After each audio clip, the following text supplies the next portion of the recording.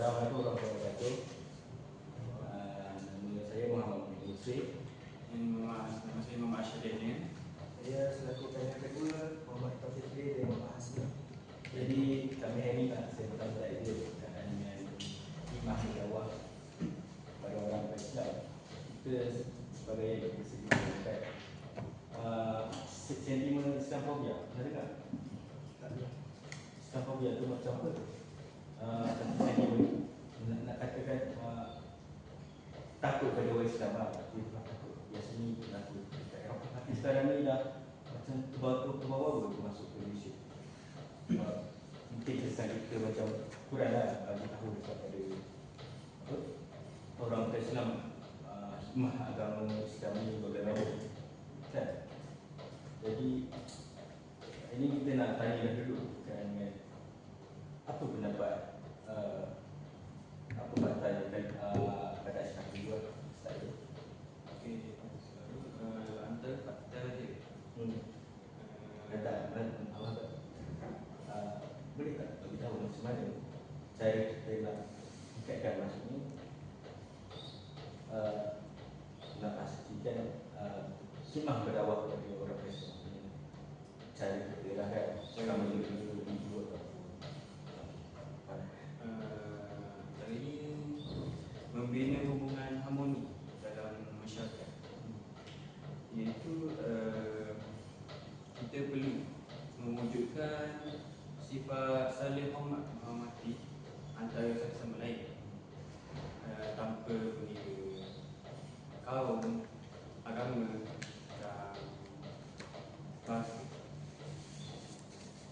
Dan selain itu, kita juga perlu mengelakkan pergaduhan atau fitnah, supaya keharmonian masyarakat dapat dibuka. Jadi kalau terbangga macam mana? Bagi saya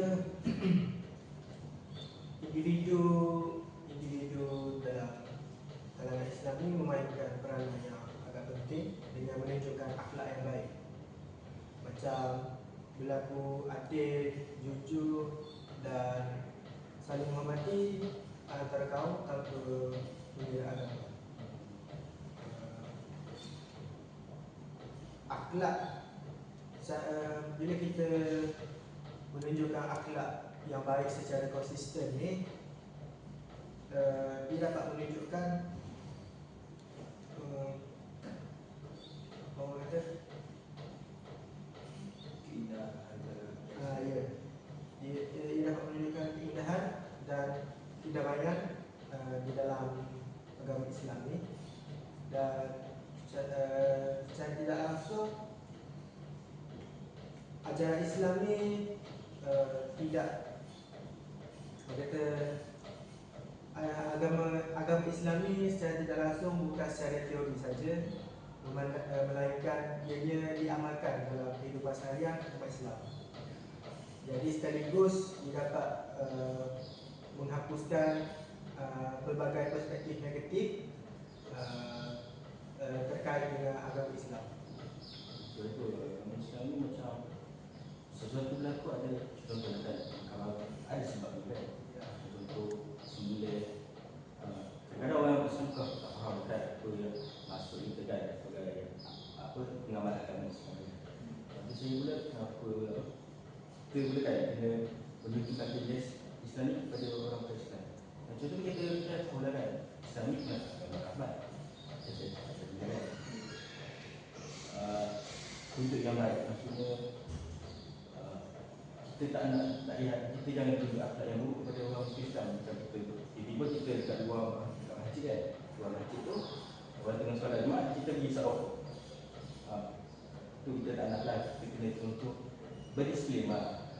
Yang ni selalu ni macam kadang-kadang saya pernah dengar juga macam dulu kan, pendeta daripada Rusia kan, dia respect pada orang Islam. Orang Islam ni dia macam berdisiplin, kita solat jemaah bersama. Lepas tu elakkan masuk isi pelbagai agama terhadap. Okey, pertama kan macam Islam kan, kita katalah bila kita buat sesuatu kita perlu apa? Ganjaran, mesti ada ganjaran juga. Jadi saya nak tanya pula dekat Syahrat, apa pendapat awak seterusnya? Kalau mendapat saya, kalau untuk menarik apa yang bukan Islam untuk masuki agama kita, kita perlu membuka hati mereka lah. Antaranya kita perlu menjelaskan tentang beberapa kebaikan tentang agama kita, iaitu Islam lah, agama Islam. Kita perlu memberitahu kebaikan tu supaya mereka lebih memahami tentang agama Islam ni, supaya dapat melembutkan hati mereka,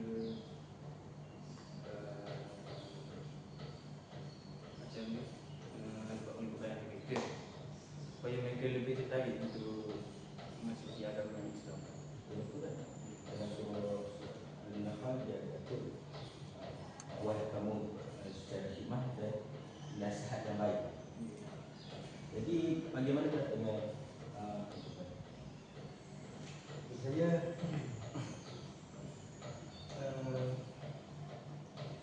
umat Islam juga boleh berdakwah dengan hikmah.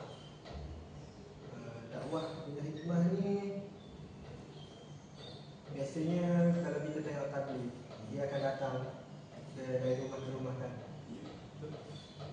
Bagaimana cara dia berkomunikasi dengan kita dengan menggunakan perkataan atau apapun perbuatan yang lembut. Jadi secara tidak langsung bila tabligh datang ke rumah, hati kita rasa damai untuk bercakap atau berborak. Jadi dakwah dengan hikmah ni juga dapat mengelakkan perdebatan antara orang Islam dengan orang yang bukan Islam.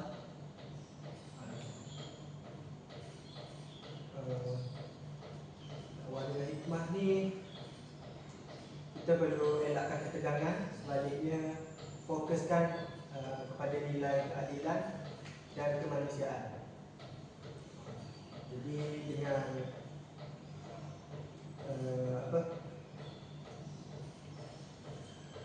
apabila kita berdakwah dengan hikmah ni,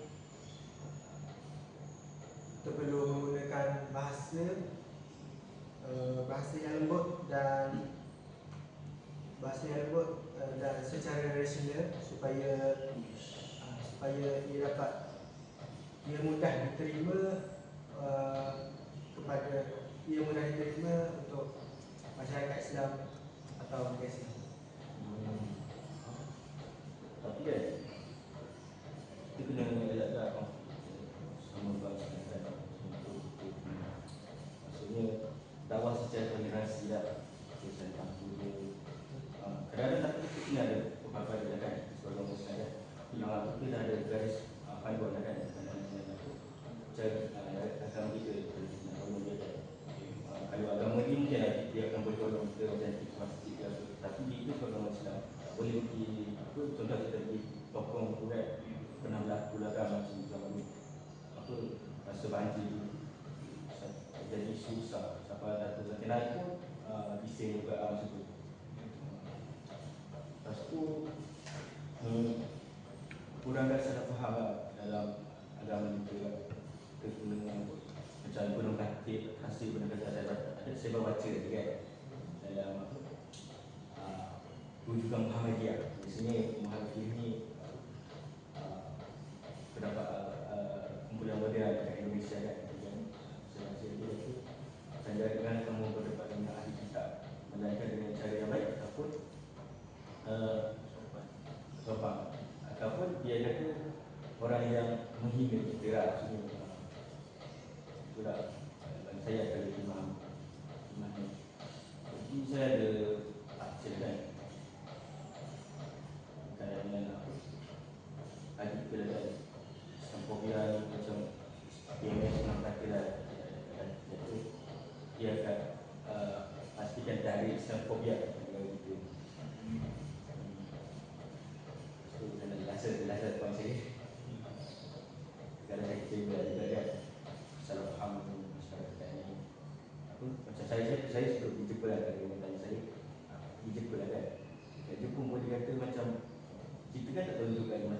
Malaysia yang terbaik kan. Dia pun macam tak setuju pembinaan masjid dekat sana. Macam dia buat orang dia rosu dekat itulah macam image lah besar Islamophobia dekat sana. Jadi jadi buruk lah. jadi buruk lah. Jadi apa hikmah? Hikmah umat kita di negara itu. Contoh Indonesia di akhir masa kesimpulan. Kesimpulan, sebagai umat Islam, kita perlulah mewujudkan akhlak mulia, sikap toleransi dan kasih sayang tanpa mengira bangsa yang lain,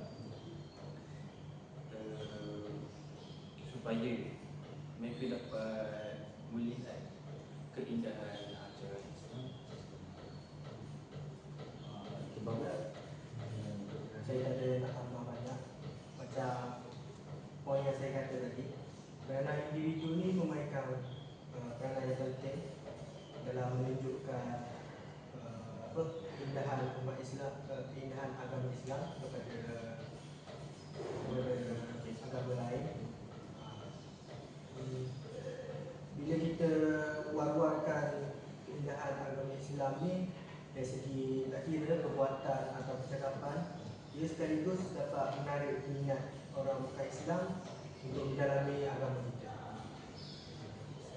saya bersama kan macam awal yang sebenarnya kita kena dakwah secara hikmah dan tunjuk contoh yang terbaik.